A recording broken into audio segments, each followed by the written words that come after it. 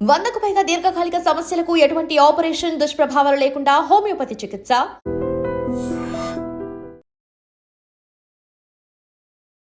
America అంటేనే భయపడిపోయే పరిస్థితి వచ్చింది. ఎందుకంటే వారంలో కనీసం 2 నుంచి 3 ఇన్సిడెంట్స్ ఇట్లాంటివే మనం వింటూ ఉన్నాం. భారత సంతతికి చెందినటువంటి వాళ్ళు ఏదో ఒక దాంట్లో గాయపడ్డమో చనిపోవడమో, ఎక్కువ మటుకైతే చనిపోయిన సందర్భాలే మనకు కనిపిస్తున్నాయి. మొన్న రీసెంట్లీ ఒక 3 రోజుల కింద కూడా ఎల్బీ నగర్కి సంబంధించిన ఒక అబ్బాయి, ఆయన కూడా ఇట్లనే ప్రాణాలు కోల్పోయిండు. అంటే కోపం వస్తే చాలు గన్ తీసి ఫైరింగ్ చేయడం, అంతే. As simple as that. అట్లా అయిపోయింది, అంత ఘోరంగా అయిపోయింది అమెరికా. తీరా చూస్తే ఇప్పుడు మళ్ళా మొన్న మనకు తెలిసి ఒక నెల క్రితం డలాస్లో కూడా ఇట్లాంటిదే జరిగింది. మోటల్లో పనిచేస్తున్నటువంటి ఒక వ్యక్తి వాళ్ళ మేనేజర్ని కోపంతోని నరికి చంపేసిండు, కత్తులతోని పొడిచి చంపేసిండు. ఆ నిందితుడు లొంగిపోయిండు కూడా, చంద్రమౌళి ఆయన పేరు వచ్చేసి. సో ఈ భారత సంతతికి చెందినటువంటి వాళ్ళని ఎక్కువ టార్గెట్ చేసి ఇట్లా దాడులు జరుగుతున్నాయి అనేది కూడా పెద్ద క్వశ్చన్ మార్క్. ఇప్పుడు పీట్స్బర్గ్లో కూడా ఇట్లాంటి సంఘటన జరిగింది. మోటల్ బయట, అంటే భారత సంతతికి చెందినటువంటి రాకేష్ అనే వ్యక్తి, ఈయన సూరత్కి సంబంధించిన వ్యక్తి అనమాట. ఆయన ఒక మోటల్ నిర్వహిస్తున్నాడు. మన వాళ్ళు చాలామంది అక్కడ పోయి సెటిల్ అయిపోయి ఇట్లా కొన్ని చిన్న చిన్న వ్యాపారాలు కూడా చేసుకొని బాగానే సెటిల్ అయ్యారు. సో మోటల్ నిర్వహిస్తున్నటువంటి ప్రాంతాల్లో ఒక 2 వ్యక్తులు గొడవ పడుతున్నారట.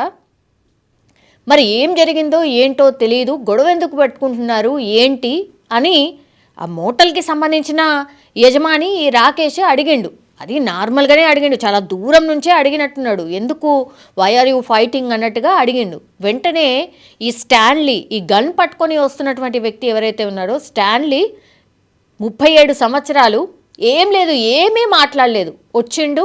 పాయింట్ బ్లాంక్లో ఈ రాకేష్ ఎప్పుడైతే అడిగిండో కాల్చిపడేసిండు, అంతే. అసలు ఒక్కసారిగా ఏం జరిగిందా అనేది కూడా అర్థమయ్యే లోపలనే జస్ట్ గన్ తీసుకొచ్చిండు, పాయింట్ బ్లాంక్లో కాల్చేసిండు, అంతే. ఇప్పుడు రాకేష్ స్పాట్లోనే చనిపోయాడు. తర్వాత పోలీసులకు సమాచారం అందించడం, తర్వాత స్పాట్లోకి చేరుకునే లోపలే ఈ స్టాన్లీ అనే వ్యక్తి ఎవరైతే కాల్చిండ్రో ఎస్కేప్ అయిపోయిండో ఆల్రెడీ అక్కడి నుంచి. 2 వారాల నుంచి అదే మోటల్లో, ఇప్పుడు రాకేష్ ఈ నిర్వహిస్తున్నటువంటి మోటల్లోనే 2 వారాల నుంచి ఉంటున్నాడు. అట్లాంటి వ్యక్తి, సరే 2 వారాల నుంచి ఉంటున్నటువంటి వ్యక్తి ఆ మోటల్ నిర్వహిస్తున్న వ్యక్తితోని కొంత ర్యాపో అయితే ఉంటుంది కదా. బయట గొడవ జరుగుతున్నది, ఆ చనువుతోని డెఫినెట్లీ అడుగుంటాడు. అడగంగానే ఏం చేసిండ్రు, ఇప్పుడు ఈయనను కాల్చిండు, పాయింట్ బ్లాంక్లో చనిపోయిండు. తర్వాత అక్కడ ఉన్నటువంటి ఒక యువతి మీద కాల్పులు కూడా జరిపినట్టు ఇప్పుడు పోలీసులు అయితే తేల్చిండ్రు. సో అమెరికాలో ఇట్లా గన్ కల్చర్ పెరిగిపోయింది.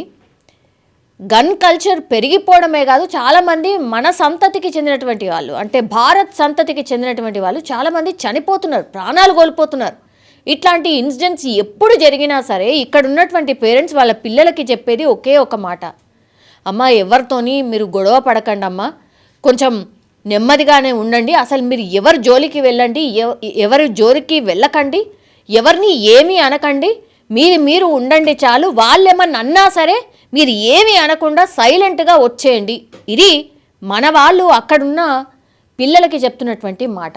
అయినా సరే ఇప్పుడు ఇక్కడ కూడా పాపం ఆయన ఏం అంటలేడు, అనకుండానే జస్ట్ ఎందుకు గొడవ పడుతున్నారు అని అడిగిండు, అంతే. అది కూడా అడగొద్దా, అది ఎంతెంత గట్టిగా అరుచుకుంటున్నారో అందుకని అడిగినట్టున్నాడు. ప్లస్ ఆ ఓనర్ అయినా, మోటల్కి సంబంధించిన ఓనర్, ఎవరన్నా వస్తారా గొడవ పడే మోటల్ దగ్గరికి? బిజినెస్ నిర్వహించే వాళ్ళ మైండ్ సెట్ ఎట్లుంటుంది, చాలాసేపు చూసిన తర్వాతనే అడిగిండట.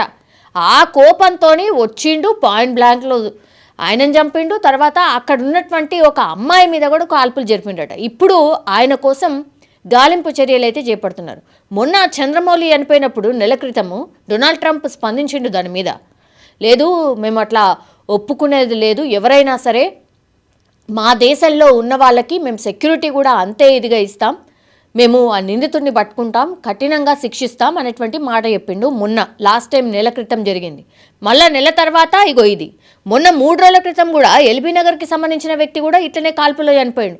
సో ఇట్లా ఎన్ని మరణాలు జరిగితే ఎంత క్రైమ్ పెరుగుతుంది అమెరికాలో అనేది కూడా ఒక పెద్ద చర్చ. అసలు ఎంతవరకు సేఫ్టీగా ఉన్నారు మన పిల్లలు అనేది కూడా ఇంకో చర్చ. సో ఇట్లా అమెరికాకు సంబంధించిన ఇన్సిడెంట్ జరిగినా వార్త వచ్చినా భయపడిపోయే సిచ్యువేషన్ వచ్చింది. సో ట్రంప్ వచ్చినప్పటి నుంచి కూడా ఇట్లాంటి ఇన్సిడెంట్స్ గతంలో ఉన్నాయి, లేవన్నట్టు కాదు, కానీ ఈ మధ్య కాలంలో చాలా విపరీతంగా పెరిగిపోయాయి అనేది కూడా చాలామంది చెప్తున్నటువంటి మాట. చూడాలి మరి దీని మీద రియల్లీ ఎంత కఠినంగా వ్యవహరించబోతున్నారు, ఈ గన్ కల్చర్ని ఎట్లా ఆపబోతున్నారు, అసలు విచ్చలవిడిగా గన్స్ ఎవరికంటే వాళ్ళకి ఇచ్చేస్తున్నారా ఏంటి అనేది కూడా పెద్ద ఎత్తున చర్చ అయితే నడుస్తుంది. చూడాలి మరి ఈ ఇన్సిడెంట్స్ ఎప్పుడు ఆగుతాయో అనేది కూడా చూడాల్సిందే. నిజంగా ప్రస్తుతం ఉన్నటువంటి సమాజం దేనికి ప్రయారిటీ ఇస్తుంది? ఆర్థిక సంబంధాల చుట్టూ మాత్రమే తిరుగుతోంది. మళ్ళీ ఎన్నికలంగానే చాలా విరక్తి కలుగుతున్నాం. మంచి అనిపిస్తుంది కదా, లేడీస్ కూడా ఛాలెంజింగ్ జాబ్స్ చేసినప్పుడు చాలా బాగుంటుంది. ట్రాఫిక్ అసిస్టెంట్స్ గా నియమించిన ట్రాన్స్జెండర్స్ అందరితో సాల్యూట్ చేయించుకుంటున్నారు. ఫుడ్ డెలివరీ ఇవ్వటానికి వెళ్ళినటువంటి డెలివరీ బాయ్ అనిల్ పై కళ్ళ ముందు పెళ్ళండి